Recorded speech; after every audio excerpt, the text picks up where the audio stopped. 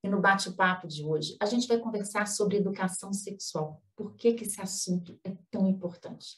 E quem vai conversar com a gente sobre isso é a bióloga e professora Estela Brasil, aqui no canal Corpo Luz. Eu sou Mônica Tavares e você é muito bem-vinda, bem-vindo. Se não conhece o canal, por favor, entre, assista os bate-papos anteriores, muita coisa bacana já postada aqui. Se não se inscreveu, tá na hora. É só clicar, inscreva-se e no sininho, porque aí todas as vezes que a gente postar um bate-papo, um conteúdo novo, você vai ser notificado. Curta, comente, compartilhe com os amigos, isso tudo é muito importante para o canal crescer e a gente continuar fazendo um conteúdo legal para você, com temas reflexivos. Os bate-papos são divulgados aqui todos os domingos. Não saia daí, porque a gente está chegando.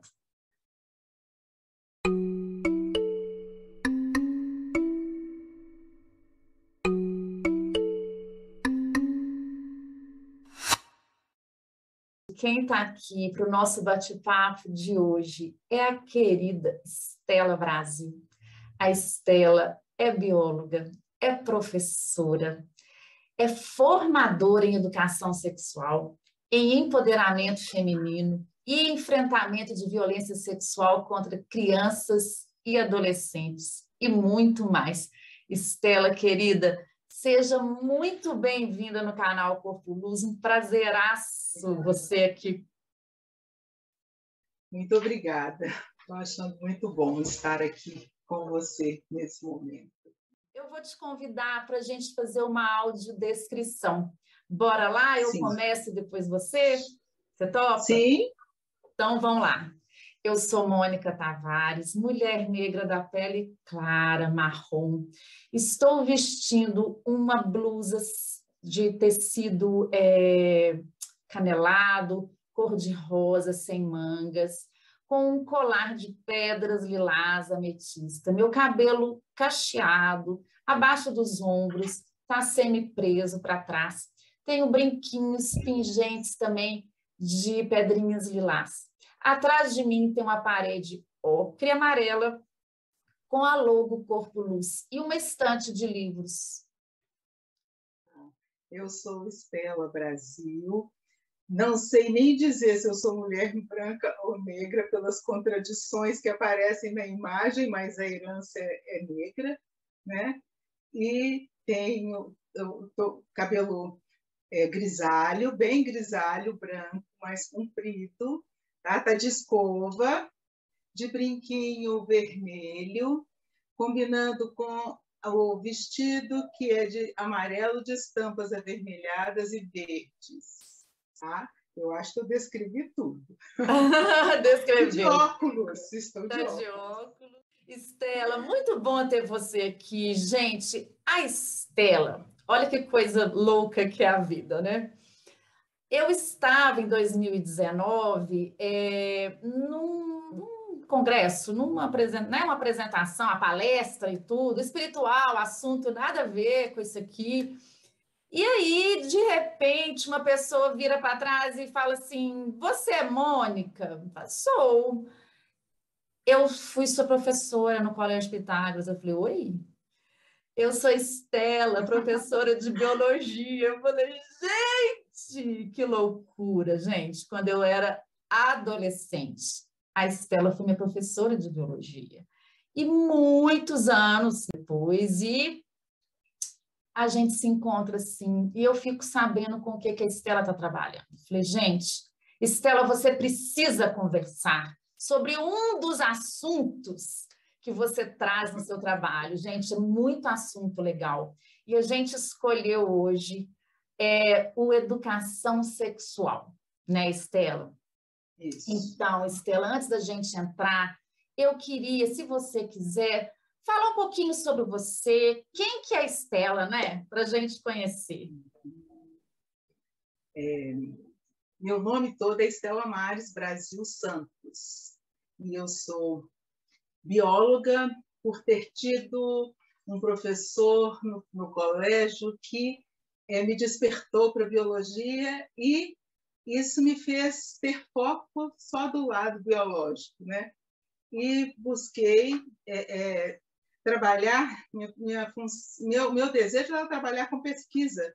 E, por surpresa minha, eu fui monitora e dava aula. E, quando eu dava aula, fazendo os grupos de discussão, né, a sala ficava cheíssima.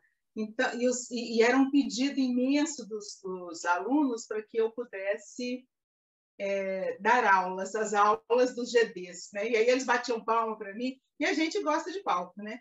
E amei dar aula e fui fazer biologia para dar aula. E tive até a oportunidade de fazer mestrado na bioquímica, porque sempre foi o que eu amei, bioquímica, até hoje eu amo o lado da bioquímica.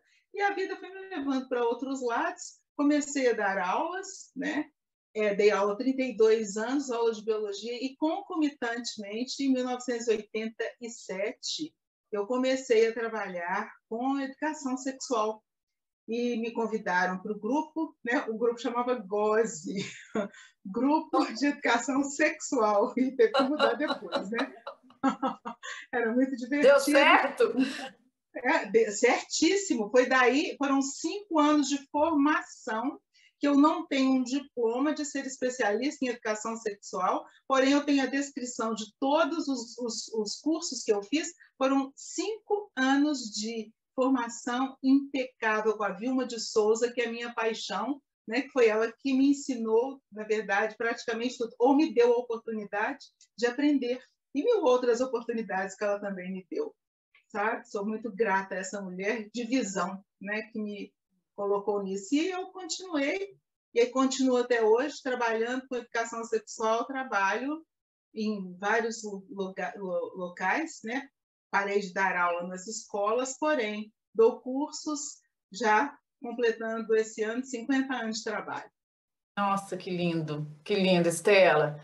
E a gente está aqui nesse mês de março, encerrando o mês de março, que é o mês, né, assim, das mulheres, digamos assim. E a Estela escolheu esse tema e eu achei muito pertinente. E aí eu te pergunto, né, Estela, nesse assunto de educação sexual, por que que esse tema é tão importante e por que que ele é rejeitado, né? Eu vou começar pela rejeição. Ele é rejeitado principalmente porque coloca o sexo. Fala, então, educação sexual. A ideia que se tem é que a educação sexual vai ensinar as crianças a fazer sexo. Isso é a coisa mais mentirosa do mundo, mais sem lógica do mundo, porque educação sexual, ou educação em sexualidade, que seria o melhor, porque ninguém educa o outro sexualmente, mas educa em sexualidade. Uhum. Então, a gente vai trabalhar com o comportamento, como é que as pessoas veem e se comportam no mundo, e por que você tem respostas, muitas vezes, que te trazem tantos danos, né, que vêm do processo de educação. E por que muitas vezes a gente tem tantos preconceitos, tantos medos, tanta proteção para não falar daquilo que pertence ao nosso corpo, né? Que é o sexo, que vem aí uma proibição, vem de um tanto de coisas de igreja, de família, né? De um processo de educação direcionado para que as pessoas não se descubram, para que as pessoas não sejam felizes, né? E aí quem rejeita pela palavra sexual. Mas aí a importância de se trabalhar com a educação sexual, o conteúdo, né, da educação sexual, ele vai trabalhar com quem é você, tá? Quais são os seus preconceitos, os seus medos, os seus tabus, que valores você traz, porque através desses seus preconceitos, seus medos e seus tabus, né, e a forma de vivências que você teve, você vai se comportar diante disso, né, respondendo para o mundo diante do que você aprendeu, tá?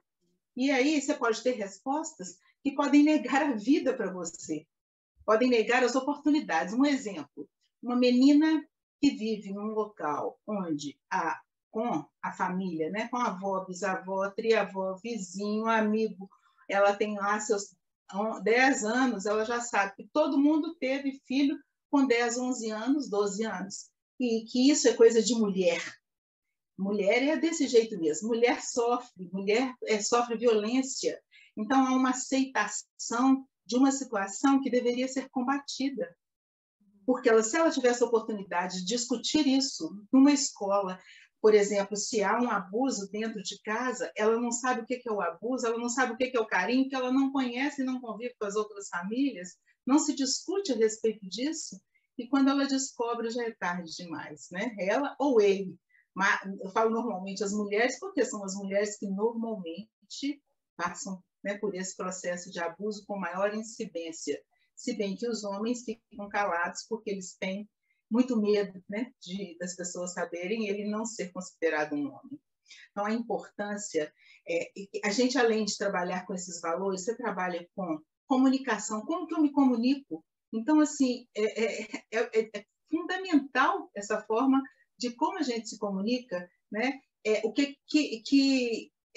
Que formas que eu reajo às críticas que as pessoas me fazem de mim, por que eu penso como eu penso, num processo desse, né, de desconstrução dessas situações, de onde que vem a forma que eu penso e por que eu penso desse jeito, tá? Então, trabalha-se com corpo, né, de quem é esse corpo, pertence a quem esse corpo, porque somos nós que precisamos tomar conta do nosso corpo, e não o nosso pai, a nossa mãe, a igreja, o marido, sabe, o social, nada disso. Quem é dono do nosso corpo somos nós. E ter consciência disso faz com que você se cuide. Então, você não se coloca em perigos maiores, né, com relação ao amor romântico, que fala, se você não se entregar para mim, eu vou embora. Vai embora, vai em paz. Né? Porque aí a pessoa que sabe e cuida dela sabe muito bem que isso daí é uma manipulação. Tá? Então, assim, além disso, a gente trabalha gênero, né? Os eixos que são instituídos nas relações de gênero e que trazem para a gente uma iniquidade muito grande para as mulheres. Né? A gente trabalha essa postura diante dessa desconstrução, né? E como que você pode buscar a sua vida,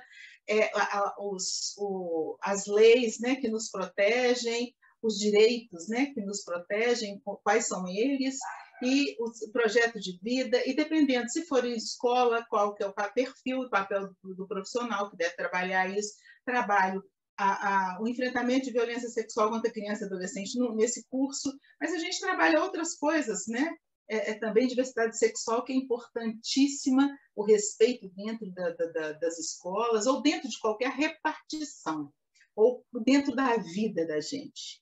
Então, nós trabalhamos tudo isso. E é uma ampliação, sabe, de visão, a mudança de olhar. É tão impactante, que se alguém participar de um curso desse, consegue enxergar a paixão e a amplitude para a vida, né, que aumenta quando você consegue desconstruir isso tudo. Por isso que eu acho importante. Indispensável. Nossa, importantíssimo. E você trouxe vários temas aí, né? Várias abordagens que você faz no assunto. Aqui para a gente hoje, a gente está colocando aí a mulher em primeiro plano, mas isso é para todo mundo, né? O que que no momento atual, escolheria para a gente aqui agora, para você contar um pouquinho do que você acha bem significativo de conversar mais aqui sobre essas abordagens? Bom, a gente está, né, quase já 22 dias, né, o 21 dos 22 dias do mês da mulher. Né? E, assim, é muito importante essa representatividade, mostrar para o mundo que existe um dia que se está trabalhando, né, que a gente está trabalhando, que foi o dia 8, né, o marco que é sobre a mulher, a importância dos direitos, a importância do respeito, a importância da igualdade de gênero e da equidade de gênero, né, que vai trazer oportunidades iguais para as mulheres. É importante que se estenda também nesse mês e que seja marcado, que é um mês da mulher, para que a gente tenha a oportunidade de discutir as milhões de situações que nós temos de opressão, né? E, assim, muitas pessoas viram assim, mas que besteira, mas que bobagem, é tudo tão igual.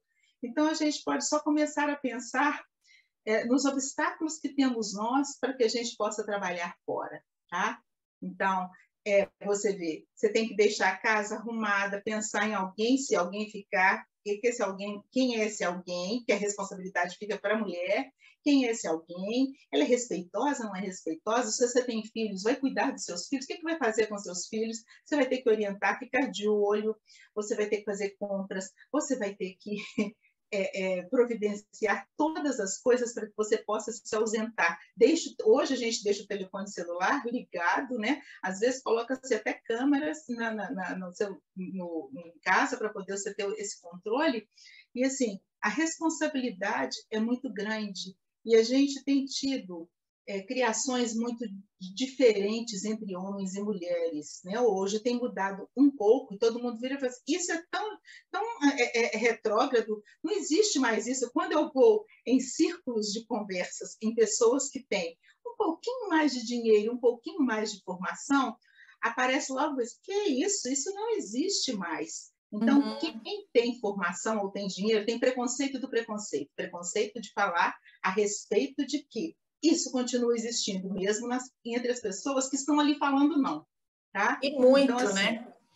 E muito. Essa opressão, violência, né, contra a mulher, a violência, por exemplo, não é violência só de você levar um tapa, é violência assim, você está falando muito com fulano, com ciclano, você está conversando demais, olha, você tem que cuidar da casa, você não está olhando, olha com quem que você está falando, como que você está falando, que é isso? Tá? Como que você tem amizade com fulano, ciclano, beltrano? Não, isso não está certo. Esse batom vermelho que você está usando, que coisa horrorosa. Pode trocar essa roupa, que comigo você não sai com essa roupa, não. Nossa Senhora, que isso? Que absurdo, tá? Então, assim, a gente começa a falar, o outro fala junto conosco, isso no trabalho, em casa, cortando a sua forma de falar. Isso é uma violência. Você não pode se expressar, né? Você não pode conversar com ninguém, você não pode fazer um curso, mesmo um curso pela internet, depende das pessoas que estão ali. Se você se dirige para um homem, fica lá alguém tomando conta de você para ver como você está se comportando. Tudo isso são as pequenas violências. E as grandes? Nossa, as grandes que são as violências corporais, as violências sexuais, porque até a negação de uma relação sexual que você naquele momento não está disposta, não está querendo, e o outro insiste e realiza, isso também é uma violência. Né? A violência que é praticada contra o patrimônio, então se você se separa, você é passada para trás sobre todos os aspectos. Então, as violências contra a mulher, elas são grandes demais. E nós precisamos mudar a forma de educarmos homens e mulheres. Por quê? É o processo de educação. Os homens não têm culpa de como eles foram criados. Eles têm culpa a partir do momento em que eles conseguem enxergar que o que eles estão realizando na relação entre eles, né, homem e mulher, ele toma consciência de que aquilo é uma violência. Se ele continua, ele é responsável. responsável. Tá? Então, é preciso que nós, principalmente as mulheres que são responsáveis até hoje por educar filho, porque diz que é o mito do amor materno, né? Que a mulher já nasce com esse desejo de cuidar, de amar e etc. Isso vem do coração. Pode até ser que tenha, tá? Mas isso desenvolve. Homem também tem coração, todo ser humano tem coração, né? Então, assim, isso é de homem e é de mulher. Essas histórias de cuidado, o cuidado é aprendido, tá? Então, se eu não sei, eu vou aprender e eu desenvolvo o amor à medida em que eu vou lidando com aquela situação e desconstruindo situações com as quais eu fui criado, né? Então, nós, mulheres, principalmente, precisamos dividir essa situação. Não é o meu marido me ajuda, maravilha, meu marido me ajuda. Ele me ajuda, ele é muito bom, tá? O meu companheiro me ajuda. Ajuda quem é misericordioso, tá? E ajuda na hora que quer, com quem quer, da forma que quer, no dia que quer. A disponibilidade é quando ele estiver querendo. Então, nós precisamos de mudar isso. É o verbo. Não é ajudar, é compartilhamento. E divisão mesmo, tá? Então, Vamos dividir as responsabilidades, e isso é importantíssimo no processo de criação.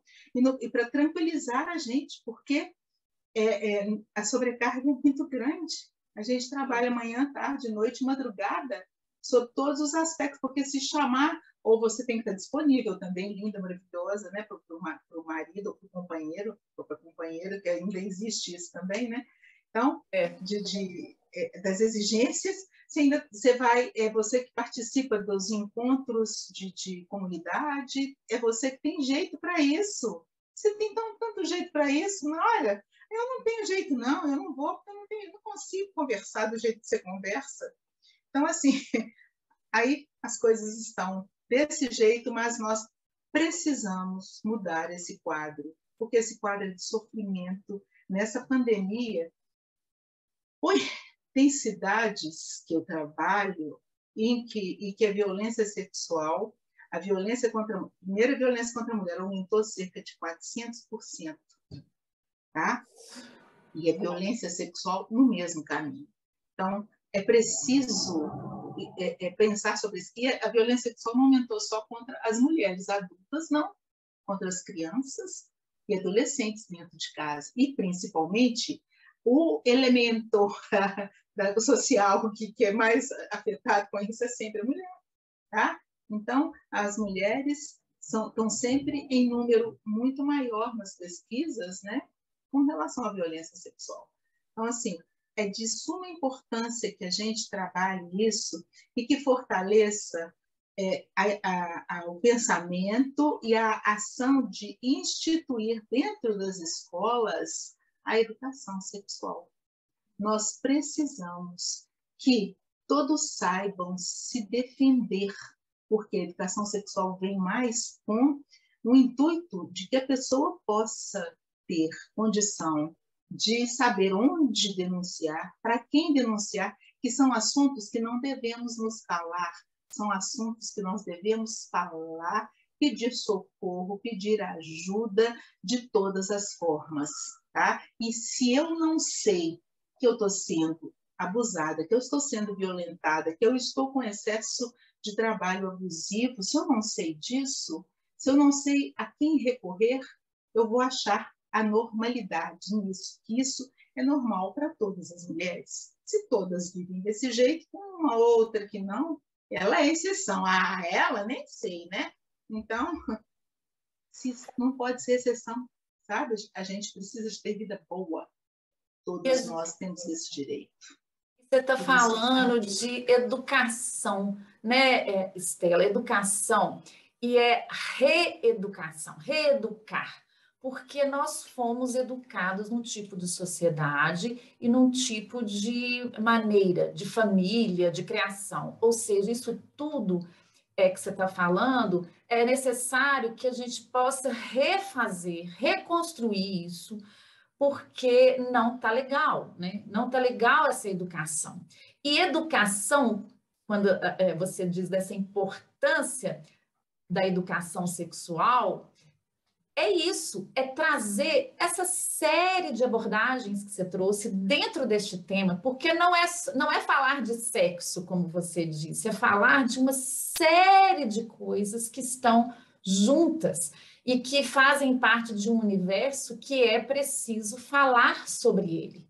É preciso falar do corpo, conhecer o corpo, é preciso falar dos medos, porque eu acho que esse... Fazer o corpo se tornar luz, né? Esse aqui é o corpo-luz. Isso, mas precisa falar dele, né? Se eu não falo dele, eu não existo. Se eu não falo dos meus medos, como é que a gente vai poder enfrentar, né? Então, Estela, eu sinto que o medo é uma coisa que está por trás também de muita coisa do não dito, do que não posso dizer, do que eu não posso manifestar. Quando você aborda essa situação, como que você orienta com relação a isso? Medo é um controle, né?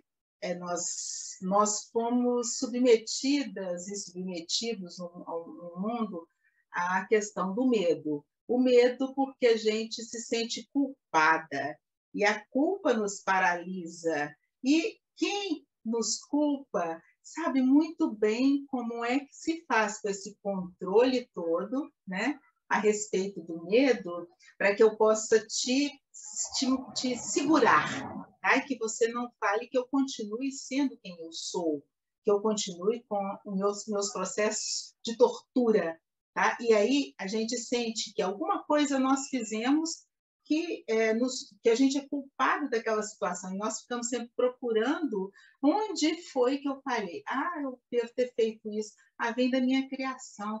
Ah, eu não posso, porque... E quando você fala de educação sexual, principalmente, e de violência sexual, a culpa, porque sempre fala assim, olha, mas foi a roupa, né? Mas aí a fralda a criança estava usando, né? É a culpa da fralda.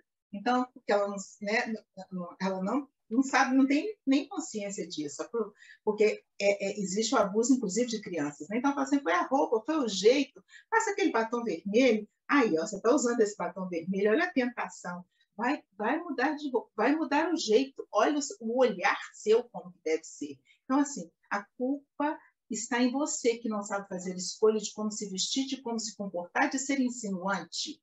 E isso, muitas vezes, as crianças tiveram abuso sexual, né, quando menores, e se mãe descobriu isso, que era o pai ou era alguém da família, né, e vira e fala para a criança que é um absurdo, que agora vai ter que separar da família, vai ter que separar do marido, né, porque aconteceu isso. O que acontece? Aquela pessoa que está sofrendo é mais ainda vitimizada, porque ela traz dentro dela uma dor que ela provocou a separação da família, porque aconteceu com ela e de alguma forma ela provocou aquilo, tá? Então esse medo é um medo que vem reforçado porque é misturado isso, né, de ser se é na família, um incesto é alguma coisa pecaminosa, é alguma coisa que diante da igreja, diante de Deus,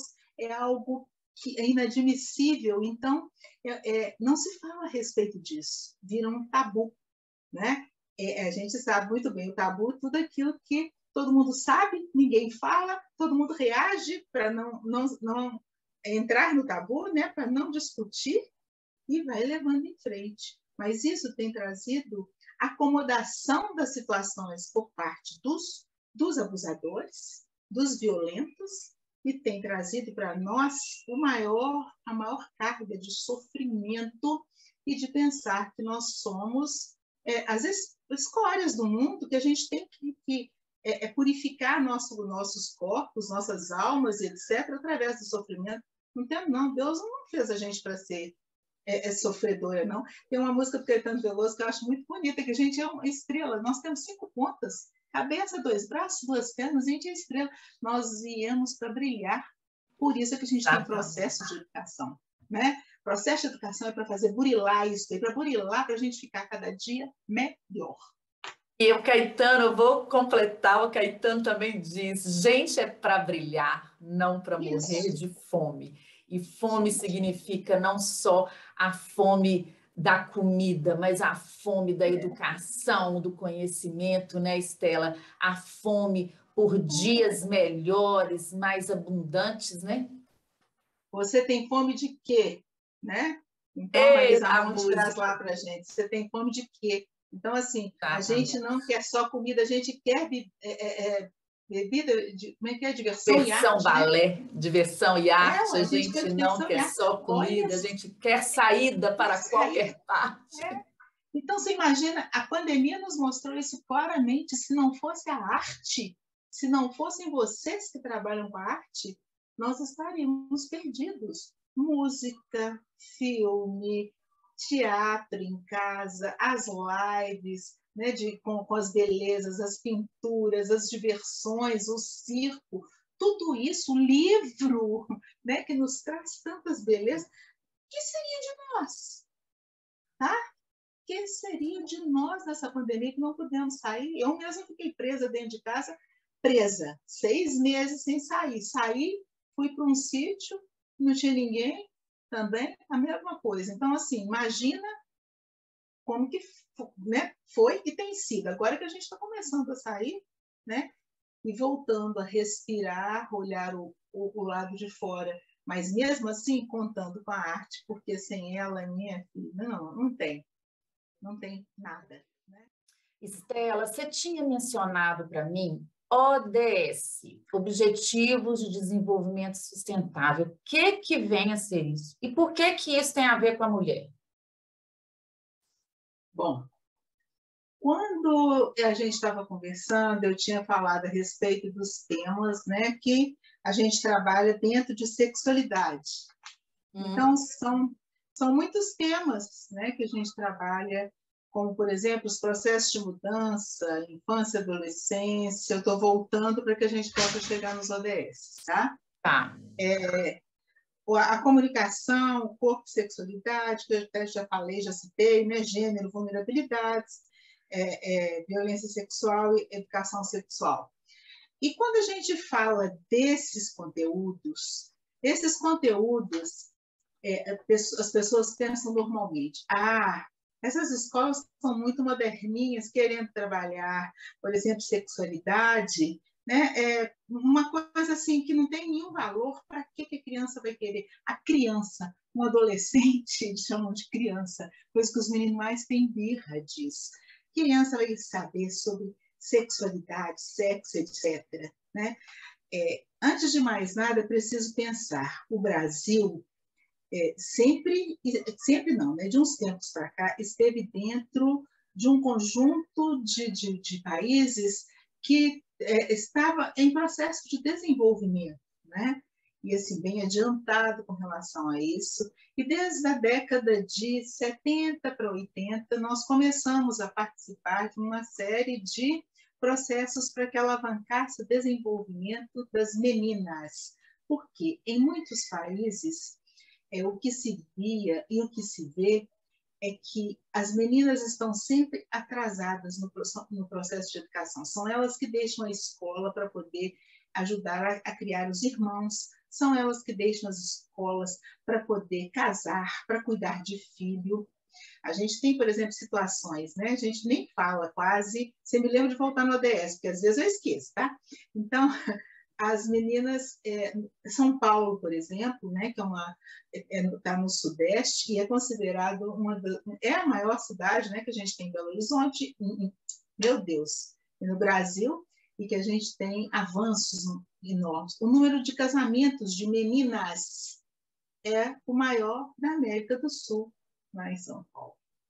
A gente tem isso no Norte também, tá? O número de casamentos de meninas. São casamentos que não são casamentos, são consentimentos familiares para poder melhorar a vida da família, porque normalmente este homem que chega traz para as meninas, né, acredita-se, uma vida melhor, porque elas vão sofrer muito. Normalmente sofrem. Uma criança, uma menina que é uma adolescente que saiu de 12 anos, 13 anos, que não foi educada, que não tem uma profissão, que não tem uma abertura para o mundo, que não conhece nada do mundo e das oportunidades que ela pudesse ter, né? Então, na verdade, é enterrar a menina em vida, tá?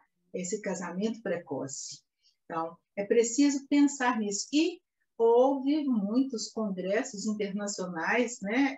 Conferências internacionais para se discutir isso, para que se desse oportunidades iguais para as meninas, que é a questão da equidade de gênero, né? Então, assim, o Brasil é signatário de muitos acordos para poder promover essa equidade de gênero, para poder fazer com que todas as meninas, todas as mulheres tenham oportunidades iguais. E aí, o que acontece? Isso está nos acordos e, para que ele seja efetivado, são criados instrumentos, procedimentos, protocolos, para que os países que assinaram, eles deem conta de vencer aquilo que eles assumiram como compromisso, né? E a gente tinha, no século passado, nós tínhamos os objetivos do milênio. E esses objetivos do milênio foram transformados, nem todos entraram, foram agrupados, tá? Em 17 objetivos de desenvolvimento sustentável. e dentro dele nós temos vários itens que são importantíssimos e que levam essa condição de melhoria da qualidade de vida e oportunidades para as mulheres. Então, a gente tem o primeiro deles, que fala da erradicação da pobreza, tá? Fome zero, boa saúde e bem-estar, educação de qualidade, igualdade de gênero, água e saneamento, tá? Entre muitos, entre os 17, né?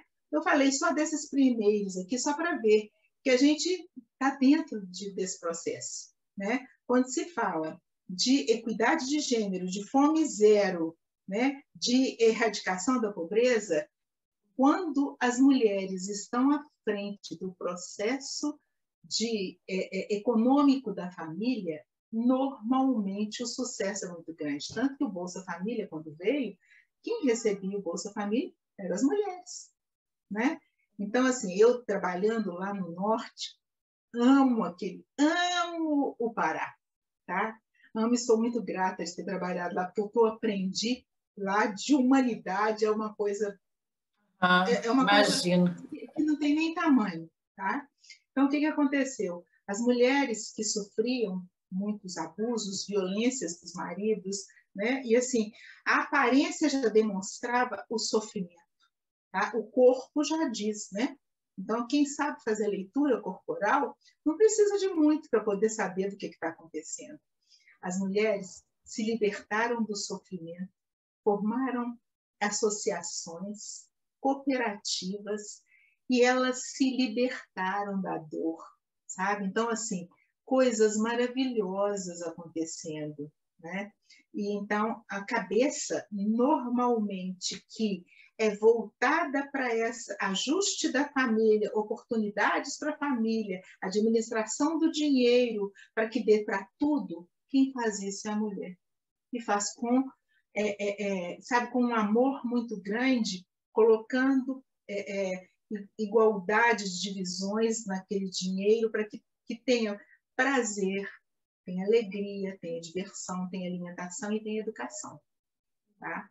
Então, dentro desses objetivos de desenvolvimento, né, sustentável, por que se diz sustentável? Você mora numa comunidade.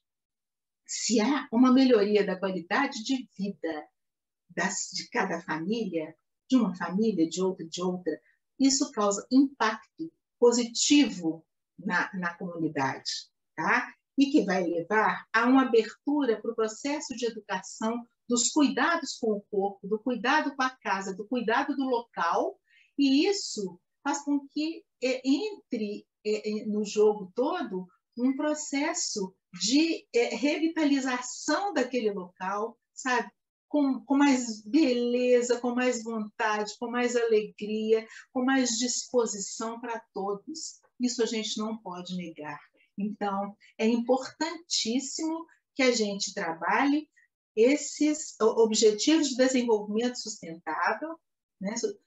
Com foco em tudo isso. Agora, eu colocaria as relações de gênero, né, igualdade de gênero, como o primeiro objetivo, porque um grupo as mulheres cuidando da economia, a erradicação da fome é clara que iria acontecer. Tá? Então, por isso que nós precisamos trabalhar esses objetivos de desenvolvimento, sabe?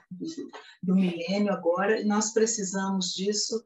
E, assim, as pessoas terem conhecimento desses documentos, porque trabalhar a educação sexual, trabalhar a diversidade sexual, trabalhar a violência sexual, não está ligado só à vontade de uma mulherzinha que pensou nisso, não. Nós temos um conjunto de cabeças importantes que são pessoas que desenvolveram, né, teses dentro desse assunto e sabem que nós teremos sucesso se houver uma equidade de gênero. Caso contrário, isso não vai acontecer. Tá? Importantíssimo. E, Stella, quando você fala assim, quando você traz o Pará, a sua experiência e tudo, eu queria saber como que isso acontece, dessa sua experiência. Por exemplo, você trabalha com Eu fico instituições. emocionada, me desculpe, eu fico emocionada porque é bom demais, é lindo demais o Então, trabalho. então a gente quer saber como que acontece esse trabalho. Por exemplo, você falando assim, eu fico com vontade de saber assim, nessas instituições públicas e privadas que você trabalha, que te chamam, como que é essa relação? O que que você vai fazer lá? Como que é isso? Como que acontece o seu trabalho? Bom, existe, as mineradoras, principalmente, as empresas que exploram o meio ambiente, elas têm um compromisso de responsabilidade social com as comunidades. Então, como elas vão, elas levam uma mudança muito grande para o local. E no Pará, a gente tem isso muito. Mas eu já trabalhei em Minas, eu não sei em quantas cidades, com projetos da Vale, da ArcelorMittal, tá? De Camargo Correia, que é construtora, né? Eu já trabalhei em Minas com muito tempo. Com o Odebrecht aqui também, quando na década de 90, 80 para 90, 90 todo, né? Então, já trabalhei esqueci o nome dos comunidades solidárias, sabe? Então, assim, são muitas. E o trabalho inicial que eu comecei a fazer era dentro da sexualidade mesmo com adolescentes, tá? Então, eu viajei muito, trabalhei muito com isso, mas foi estendido. Por quê? Com a responsabilidade social das empresas, há muitas pessoas que são de fora da cidade que vão alterar a situação de vida das comunidades, né? Há uma expectativa das comunidades de quando chegam pessoas diferenciadas para um mesmo local, que elas vão trazer muitas coisas boas e oportunidades, principalmente para as mulheres também, né? Então, e muitas vezes isso não acontece, é preciso de um cuidado maior, né? Então, as empresas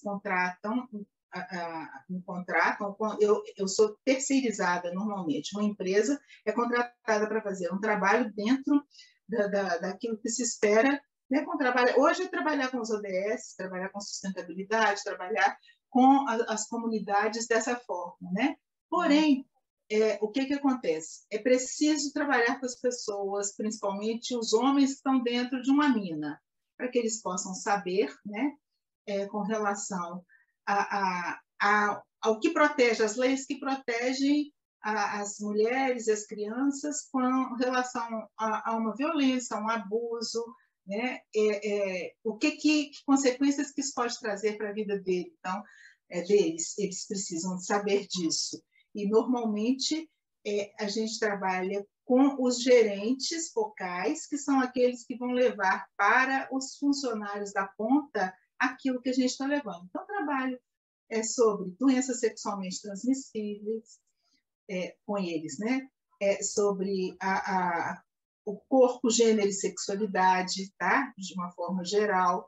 Trabalha com relação como que eu posso dizer, além de doença, sobre as doenças, o câncer de mama, sobre o câncer de próstata, porque tudo isso diz respeito às relações que essas pessoas vão desenvolver com outras e como que elas podem se cuidar, né? Então, o trabalho sempre é muito, muito intenso com esses grupos, eu não tenho muitas horas com eles, eu tenho que fazer trabalhos pequenos com os grupos para que eles possam divulgar uma cartilha para que eles entreguem para cada trabalhador, e aquela cartilha eles vão discutir a respeito daquilo que a gente levou. Tá? E normalmente as empresas pedem para que a gente faça um trabalho com o sistema de garantia de direitos, né, que compreende principalmente, né, educação, saúde, assistência social, conselho tutelar, né, Ministério Público. O que vai participar depende, às vezes até Polícia Militar também entra, né, que estará em defesa principalmente de crianças e de adolescentes. Tá? Então, esse trabalho é feito, há uma capacitação para que eles possam compreender os conteúdos, porque quem trabalha com isso, muitas vezes nunca passou por um processo, né, que na escola não tem, então você vai ter uma formação, né, que né, uma educação não formal, que é essa fora da escola, mas que ela acrescenta conteúdos que são conteúdos acadêmicos também, para que as pessoas possam trabalhar, né, com isso. Trabalho também com métodos contraceptivos, uso de métodos contraceptivos, tá?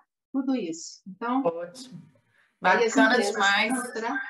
e a gente muitas vezes faz a supervisão em trabalho, né? Então, você dá a capacitação e depois você continua acompanhando os grupos de como está sendo esse trabalho. Não para dizer que você está fazendo isso errado ou certo, não. Está fazendo errado, não deve ser desse jeito. A forma é, você fez da melhor forma? Como que poderia ser feito se você mudasse alguma coisa? O que você gostaria de mudar? O que você sentiu? E a gente vai apoiando dessa forma, sabe?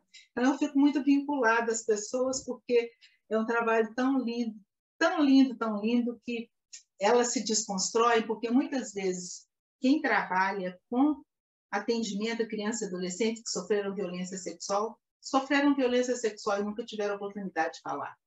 E nos cursos, nas formações, a oportunidade, sabe? Muitas pessoas conseguem se manifestar e se libertar de alguma forma porque nunca falaram com ninguém. Então, nós precisamos dar oportunidade para essas pessoas encontrarem com as dores delas, para que elas possam saber que existe cura para aquilo, que aquilo é uma coisa que tem acontecido com tantas pessoas e que elas podem, sabe? Viver uma vida mais tranquila e atender os outros com muito carinho, né? Com muito respeito, não só porque é uma adolescente, uma criança, mas que o outro sofreu tanto quanto ela também está sofrendo, sabe? Ou sofreu até aquele ponto. Ela, isso é tão lindo. E você ficou emocionada quando você citou, né, onde você trabalhou e tudo. Como que é isso, Estela? Como que é a receptividade da comunidade? Como que tem sido os resultados? Assim, conta pra gente dessa emoção. Como que é? Nossa, olha, na verdade, é das coisas que mais me prendem. Quando você pensa que você, com 50 anos de trabalho, ainda vai continuar trabalhando, tem desejo de continuar trabalhando, né? Então, são esses resultados. É uma resposta tão maravilhosa, sabe? Eu já tive, por exemplo, uma mulher que ela sofreu muito, ela foi adotada por familiares dela. A mãe dela entregou, porque a mãe não tinha condição, e ela foi para a casa dessa família. Ela, criança de 8 anos, ia servir de empregada para eles. E tio e os primos todos abusavam dela, sabe? Ferindo ela com os dedos, muitas vezes. E depois com o órgão sexual mesmo, tá? Essa mulher sofreu demais. E ela conseguiu a duras penas fazer, né, o primário dela, na época era primário, que é a educação fundamental 1 hoje, né? E ela casou, mas o marido dela sempre achou que ela fosse uma sem vergonha, que ela sempre fosse uma pessoa, sabe? Aquele desmerecimento dela como pessoa, como objeto, vira objeto. Porque quando você desqualifica a pessoa, a desqualificação é justamente para você continuar menosprezando essa pessoa, porque ela passa a ser um objeto. Sob os olhos dos outros, ela passa a ser um objeto, ela não presta. Quem não presta vai fazer o quê? Joga fora, né?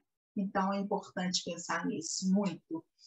E foi uma coisa muito curiosa que a gente estava fazendo um encontro para falar, olha, nós estamos trabalhando com seus filhos, que eu estava dando um curso para os filhos, primeiro para os meninos pela manhã, para os pais na parte da tarde, em alguns lugares na parte da noite e à tarde, trabalhando contra a comunidade de mulheres. Tá? Então, para falar como que era o processo, o que era a sexualidade, o que se trabalhava, a importância da gente estar lá, porque o foco era a violência sexual. E era um encontro de 2 horas. Só tínhamos 2 horas à noite com essas mulheres e com os pais. Eram pais. Tinham 2 homens e tinham 16 mulheres. Tá? E aí, um era o diretor da escola e o outro era um pai. Tá? Então, e nesse processo, né, Na hora de fazer a avaliação, levanta e assim, gente, vamos ficar em pé para a gente fazer a avaliação, nós já passamos do horário, está na hora da gente ir, porque elas perguntavam tudo, sabe, sobre a questão da sexualidade, sobre preconceito, sobre violência. E ela levantou, nós levantamos, todo mundo levantou, começou uma a uma. Tá? Eram 16 mulheres. Das 16 mulheres, 5 falaram, 2 horas de encontro. Falaram que tinham sido abusadas e que nunca tinham falado. E essa mulher que eu comecei a falar, que né, tinha 2 filhas. E ela contou como que tinha sido abusada. E, assim, os 2 homens choraram, né, olhando lá, e a gente não sabe, né, que histórias tem eles também. Quando chegou em casa, essa mulher mandou, não para mim, mandou para a coordenadora da escola um zap dizendo: depois de X anos de casada, é o primeiro ano que eu durmo sem beber nenhum álcool e consegui chegar em casa pela primeira vez, brincar com a minha filha de boneca. Olha, esse é um dos resultados. Os outros, você nem imagina as coisas mais maravilhosas que são, sabe? Teve uma que foi tirada exatamente num processo de suicídio, né?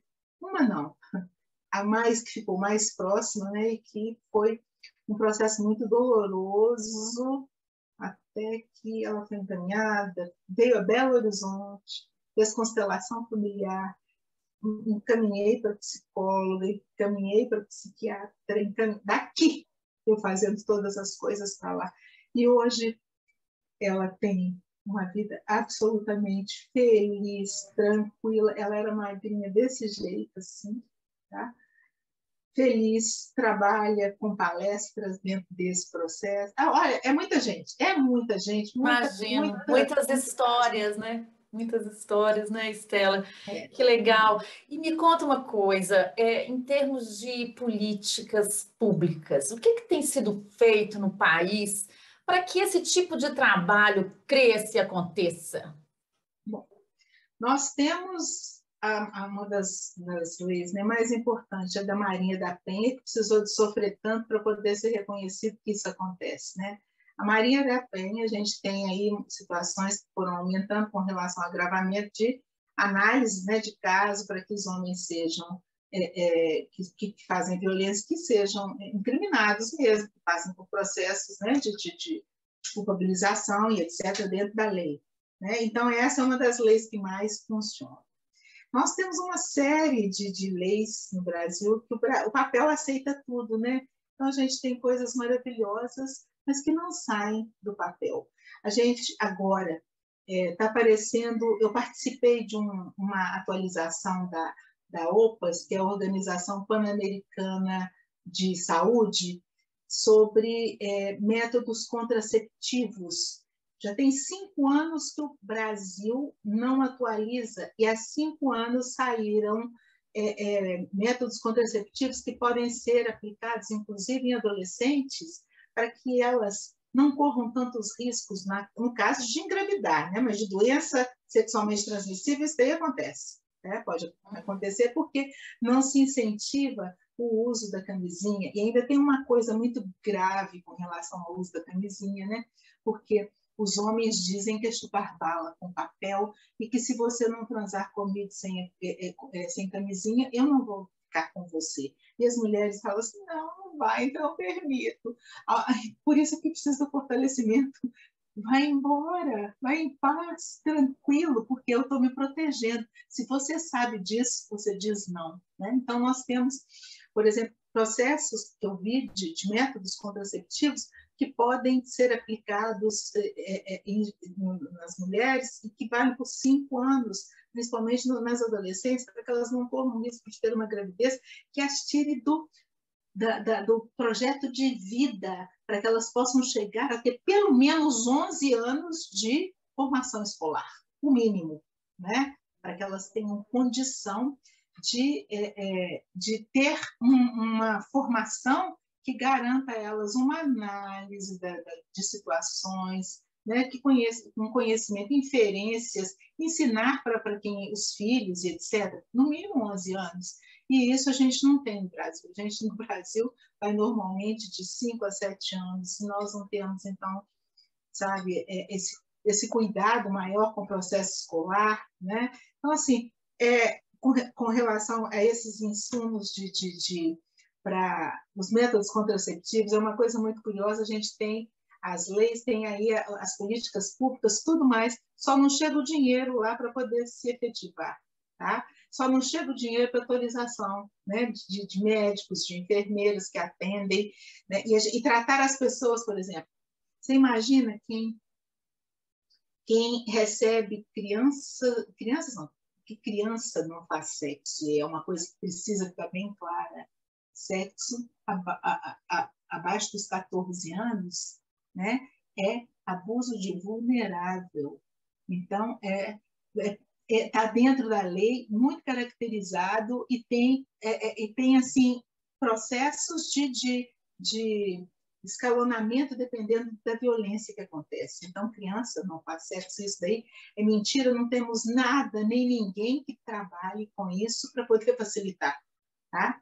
Então, para adolescentes, quando o adolescente chega no posto de saúde e quer ser orientado, a pessoa que o recebe, principalmente, vira e fala assim: eu vou contar para o seu pai, principalmente no interior, conhece todo mundo, né? O que você veio fazer aqui? Tá? Seu pai e sua mãe sabem disso?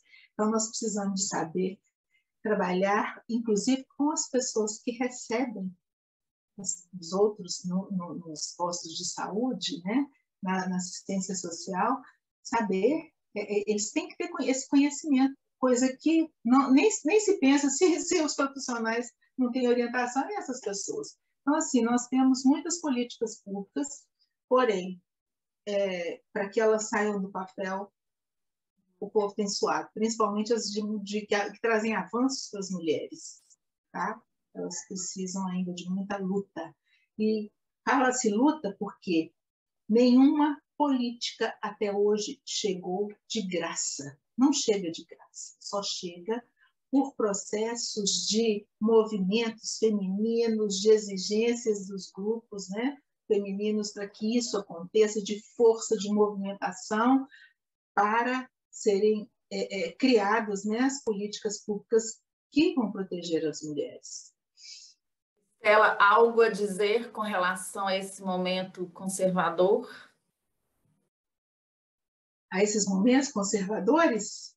A atualidade. Um retrocesso imenso. É muito curioso porque caracteriza justamente o que já mudou. As pessoas querem se apegar àquilo que era. Então, há um retrocesso muito grande, uma briga muito grande. São questões que são trazidas, que se evolumam, trazendo coisas, sabe, que não tem nem razão de ser, porque elas já aconteceram.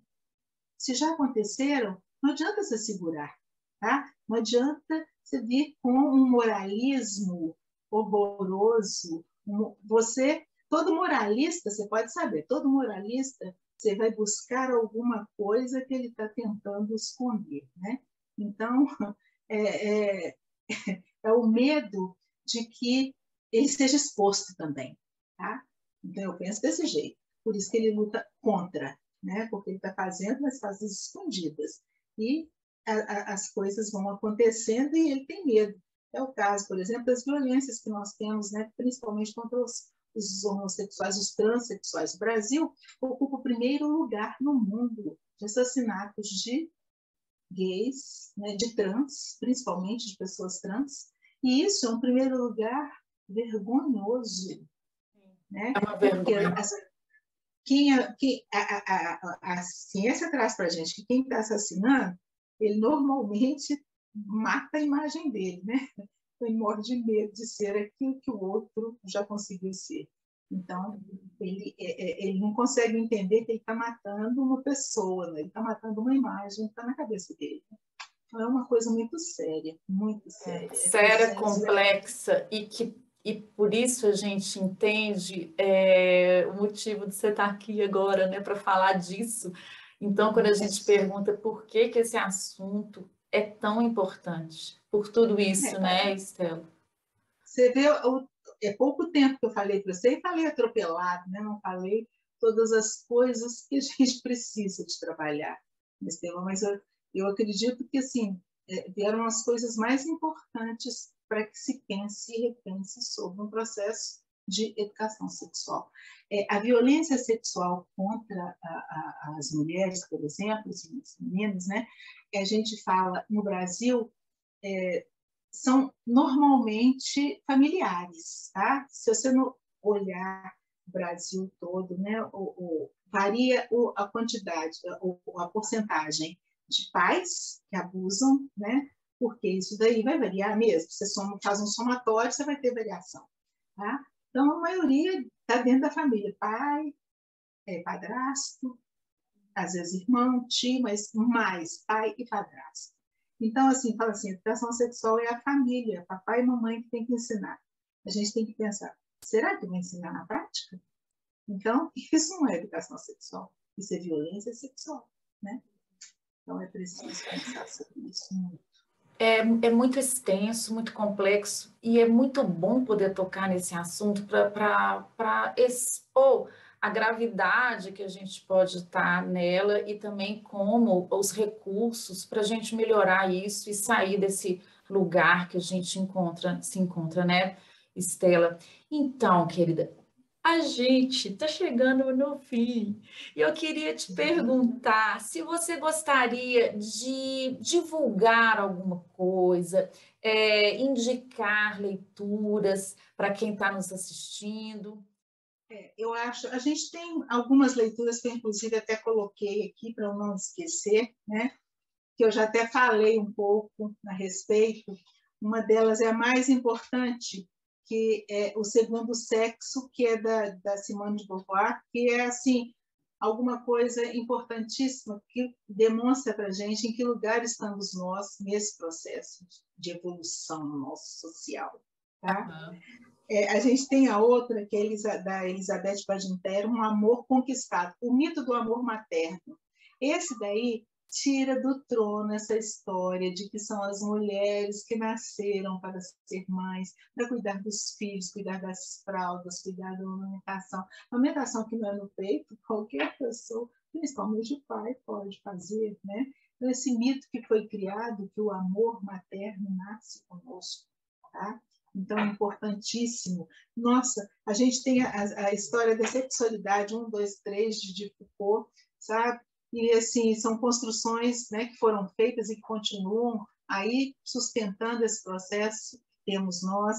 Gente, nós temos o canal da Rita Von Hunt, Tempero Drag. Olha, o Guilherme é o Um máximo. espetáculo, né? Também acho. Nossa, uma paixão. E o que eu falei aqui, ele traz em vídeos que são curtos, né? E que ele traz leituras maravilhosas, indicações bibliográficas, e a discussão é tão rica, que a gente fica assim, impressionado como que nós ainda somos tão ignorantes com relação a esse nosso processo, sabe? Então, é imperdível o canal, né, da Rita, que é do Guilherme, Tempero Drag, tá? E a gente tem outras leituras, né, relacionadas à educação, tem o Piaget, tem o Vygotsky, tem o Vallon, que representam o tripé, né, para mostrar que a educação é preciso descortinar, é preciso ter afeto positivo e não afeto negativo, porque quando a gente fala em afeto, todo mundo pensa, é afeto, tão bom, carinho. Tudo que nos afeta e que nos segura é afeto negativo. Normalmente nos segura, a gente precisa pensar nisso e trazer os afetos positivos. Né? E Vallon traz isso para a gente, junto com Vygotsky e Piaget. Tem tantas outras indicações, mas esses daí são básicos. Mas só isso não basta para você ser alguém que trabalhe com educação sexual. É preciso muito mais assim, inteirar, sabe, de mundo, visão de mundo, né? Essa leitura dessa globalização e incluir tudo isso, esses olhares todos, e a gente discutindo isso daí. Eu vou colocar, viu, pessoal? Vou colocar na descrição todas essas indicações que a Estela fez. Estela, como que você gostaria de finalizar o nosso bate-papo?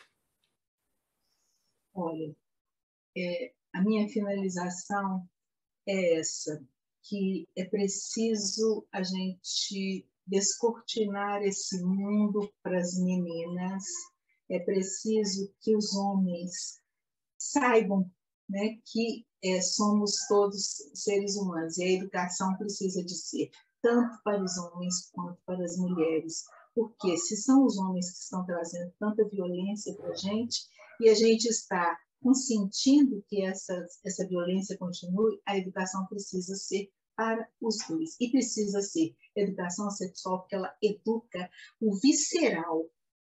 E esse visceral vai liberar hormônios, né, que vão ser responsáveis por marcar a liberação deles nas horas em que acontecem, né, os impactos, e as pessoas têm condição de pensar, raciocinar, parar, porque foram educadas. A tendência é essa. Não garantimos que isso vai acontecer, mas os educados, né, os que têm uma boa educação, normalmente reagem dessa forma, utilizam aquilo que aprenderam.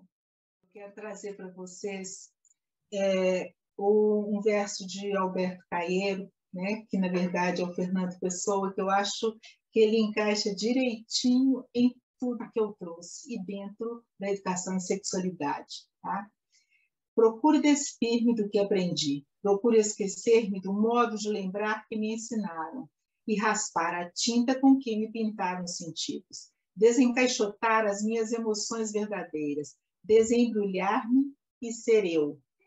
Isso é a mensagem maior que a gente pode ter. Ser a gente mesmo, fortalecida, empoderada, sabe? É o melhor, porque a gente aprende a dizer não para aquilo que nos fere e que nos torna vulneráveis. E a gente aprende a dizer sim para aquilo que nos torna melhores. E eu gostaria de já aqui convidar a Estela para voltar e a gente vai conversar sobre outros temas que ela aborda, que ela trabalha, que são muito importantes. Estela, querida, muito obrigada. Eu agradeço a sua presença aqui, agradeço a presença de todo mundo que nos acompanhou até aqui. Prazer. Muito obrigada, agradeço de coração a oportunidade, porque essa é a bandeira da minha vida.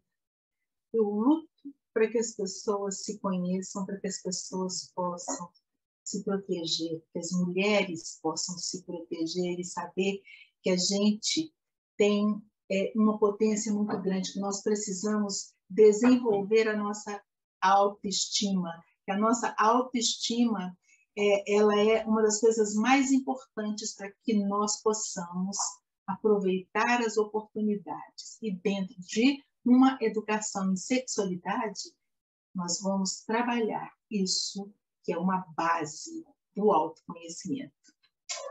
Isso aí. Muito obrigada. Se vocês curtiram esse bate-papo, compartilhe com os amigos, comente aí, faça perguntas. Eu posso passar as perguntas para a Estela, ela vai responder, não vai, Estela? Vou. Vou sim. Porque a gente fica sabendo também como é que a gente está chegando para vocês, né? Então, olha, um beijo grande e a gente termina por aqui.